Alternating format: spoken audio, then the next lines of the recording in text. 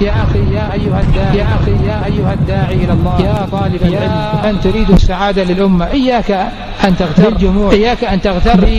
بالأصحاب والأتباع، إياك أن تغتر بشيء من ذلك، فإن الأمور بيد الله سبحانه وتعالى. قد الإنسان يكون حوله التفاف وجموع، وإذا لم يتق الله سبحانه وتعالى ولم ينصح لدينه ولدعوته والإخوان المسلمين أن تنفض هذه الجموع وأن يكون فردا وحيدا. نعم، لأن المعاصي لها شؤم عظيم، علينا أن ننصح لديننا وننصح لدعوتنا وننصح لمجتمعنا وننصح لإخواننا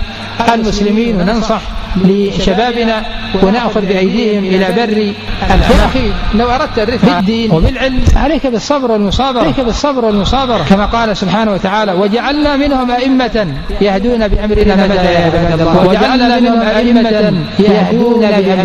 لما صبروا وكانوا بآياتنا